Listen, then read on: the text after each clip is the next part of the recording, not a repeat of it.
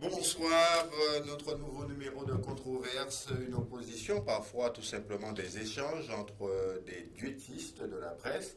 Danick Zandronis de Caraïbes Creole News, bonsoir Danick. Bonsoir. Pierre-Édouard Picard, le directeur du Courrier de Guadeloupe. Alors tout de suite, messieurs, on passe au premier thème de notre tour d'horizon de l'actualité de cette semaine. Cette nouvelle manifestation, c'était à la mi-journée des marins-pêcheurs. Cette fois, c'est une opération escargot qui a été menée entre la région Pointe-Roise et Petit-Bourg. On va en voir tout de suite les images pour encore une fois dénoncer l'absence de solution dans les dossiers de chlordécone et des dégâts occasionnés par les travaux du Grand Port. Beaucoup d'entre eux réclament notamment la démission de Jean-Claude Yoyotte, le président du comité régional des pêches, un président dont l'absence avait été particulièrement remarquée lors de l'installation de cette nouvelle coopérative d'avitaillement de la pêche, la COP-IG, la coopérative des îles de Guadeloupe. Danick Zandronis, est-ce qu'on a l'impression que Jean-Claude Yoyotte, c'est un monsieur qui est combattu, dénoncé depuis une trentaine d'années? Et il résiste aux marées, et au vent et aux marées. Mais en fait, le problème de fond, c'est même plus que Jean-Claude Yoyotte, c'est le problème même de la survie de cette profession des pêcheurs qui, depuis l'affaire du chlordécone, c'est vrai, ont beaucoup de difficultés. Et cette manifestation n'est que le résultat de leur mécontentement régulier et je n'ai pas l'impression que ça va se calmer. Alors, on a l'impression quand même qu'on a mené ces gens-là un peu en bateau, sans jeu de mots. Entre des réunions multiples à Paris et en Guadeloupe, on leur a promis une aide à la reconversion et une aide au départ, en quelque sorte. Qu'est-ce qui se passe entre les marins-pêcheurs et les pouvoirs publics? Je pense que le problème des marins-pêcheurs, alors c'est une zone plus particulièrement concernée, hein, c'est celle qui a été identifiée comme étant, disons, contaminée, qui part de Goya jusqu'à peut-être, je sais pas, je crois que c'est jusqu'à Capesterre. Non, mais surtout Capesterre, mais oui, ça, c'est pas confiné à Capesterre, ça va de Goya à Baïf, peut-être même Vieux Habitants, j'en sais rien. Mais c'est cette population-là, enfin cette population de pêcheurs, qui est la plus concernée. Maintenant, pourquoi Yoyotte? Parce que, très certainement, lui, il a cherché à moderniser quelque peu la pêche, il s'est lui-même équipé et il a fait peut-être un bond en avant que les autres n'ont pas fait. En avant personnel. Oui, non, mais en tant que professionnel, que les autres n'ont pas fait. Donc, il voit ça très certainement pas d'un très bon œil. Yoyotte s'en sort peut-être bien et pas eux, et donc c'est la raison de cette colère. Alors, ce monsieur, il est connu dans le milieu de la pêche et dans les responsabilités depuis que nous sommes journalistes. Très longtemps. Pourquoi il ne laisse pas la main, tout simplement? Une fois, je crois, il y a quelques années, il avait été, entre guillemets, basculé. Finalement, il est revenu aux affaires. Il faut dire que Yoyotte, il s'est tiré son filet au moment où il faut, c'est le cas de le dire. Et ramener gros. Mais j'insiste aussi sur un fait, c'est que la ressource s'épuise. Oui. En matière pour poissons, au-delà même du problème de la contamination. Depuis quelques années, on sait que les marins pêcheurs de la Guadeloupe ont deux problèmes. Le problème du rôle, qui n'a cessé d'être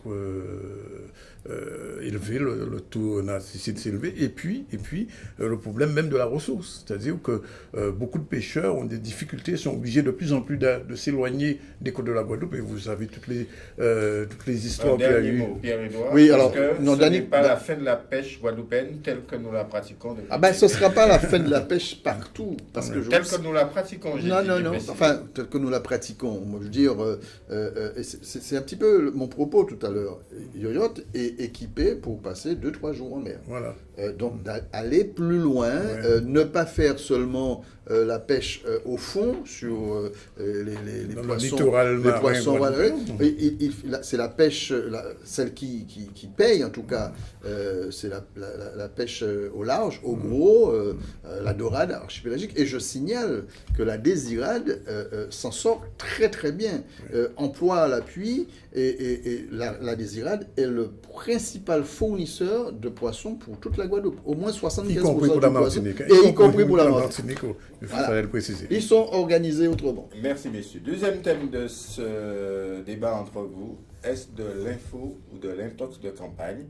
Harry Chalus a dû démentir cette information qui circule ou qui a circulé sur les réseaux sociaux au cours des derniers jours à propos d'une fameuse réunion houleuse qui se serait déroulée au domicile de Dominique Larifla, l'ancien président du Conseil général et mentor de Guy Losbar. À cette réunion, il aurait été question, en cas de victoire de la liste conduite par Harry Chalus, de porter la candidature de Marie-Luce Panchard à la présidence du Conseil régional.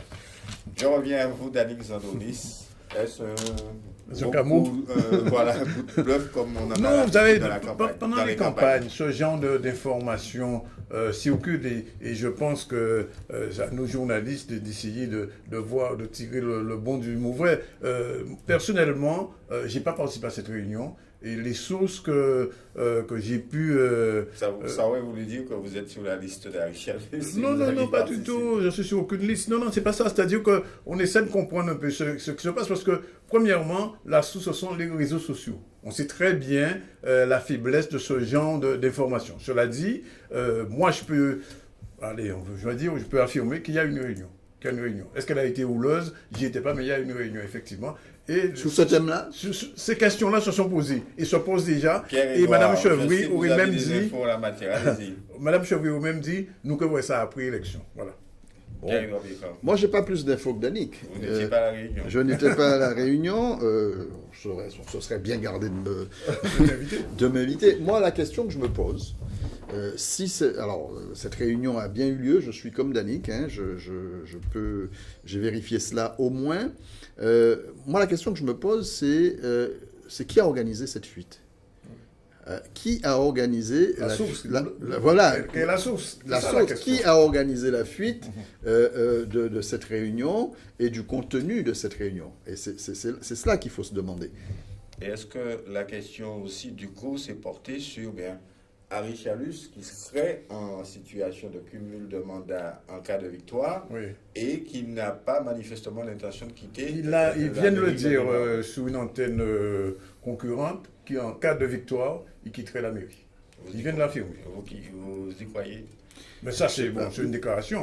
C'est vrai, c'est du déclaratif. C'est vrai que ça peut être plausible. Hein, il peut ne pas avoir envie de quitter tout simplement la mairie. Et puis, si vous voulez, ce qui donne corps quand même à cette rumeur ou cette pseudo-information, parce qu'elle n'est pas vérifiée, c'est que les protagonistes sont quand même ont déjà un antécédent. Ça s'est déjà fait. Dominique Larifla et Mme Chevry se sont déjà entendus en 92. Et dernièrement, Mme Chevry s'est fait élire et finalement, c'est sa fille qui est maire de Basse-Terre. C'est vrai que ça cause un vrai problème. Et je suppose que vous avez dû l'entendre, Pierre Dor aussi a dû l'entendre. Une fois que la liste d'Harry Chalus a été dévoilée, on a dit, ouais, Panchard en l'œil. Est-ce que c'est un bon bulletin pour Chalus? La question s'est posée. Alors, de là, est-ce qu'une rumeur, etc., est-ce qu'il y a eu des réunions de réglage? Peut-être oui, de recadrage. Oui. Est-ce que le fait, vous venez de le dire, que Harry Chalus ait annoncé qu'il quitterait la mairie de Bémao en cas de victoire, est-ce que ça ne peut pas jouer sur l'électorat bémaousien très rapidement?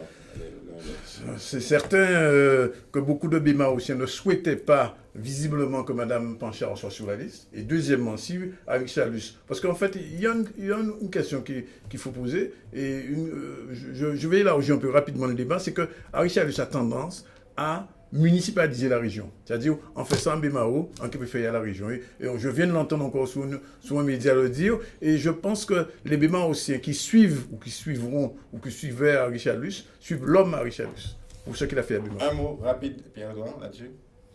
Moi, je pense que c'est un bon maire. Est-ce qu'il sera un bon président de région? D'ici là, j'en sais pas trop. Est-ce que la mairie, c'est une mairie? Non, la région, c'est une mairie? Non, certainement pas.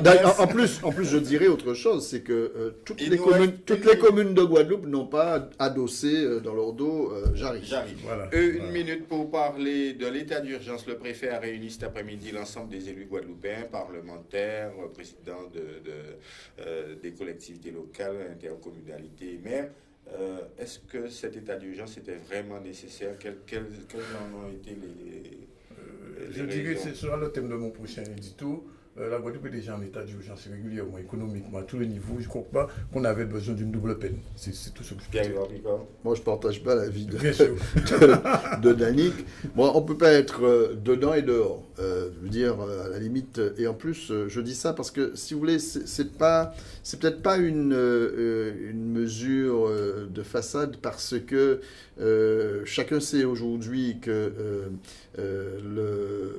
comment dirais-je, la radicalisation de certains islams dans les banlieues parisiennes touche aussi des ressortissants guadeloupéens qu'ils vont et viennent, et qui viennent en Guadeloupe. Il y a beaucoup de fichiers. Il n'y a pas de Guadeloupe. Lurel l'a dit samedi. Dans une interview, il m'a dit qu'il n'y a pas de S. Il y a des Guadeloupe. Oui, absolument. Vous avez des informations que je n'ai pas. Absolument. D'ailleurs, si vous lisiez le courrier de Guadeloupe, vous auriez vu un tout petit reportage où on parle justement. Quelle est la source? Quelle est la source? C'est ça la question. La sauce, je ne suis pas autorisé à vous donner la sauce. J'ai bien compris. Merci à l'un comme à l'autre. Je rappelle, Danick Jean-Novis, que vous dirigez Caraïbes Creole News, et Pierre-Edouard Vicor, vous êtes le directeur du Courrier de Guadeloupe. C'est la fin de notre controverse du jour. Dans un instant, la suite des programmes d'Alizé Guadeloupe. Et puis demain, vous retrouvez à la mi-journée Aurélie Rance pour notre premier rendez-vous d'actualité régionale. Alors, effectivement.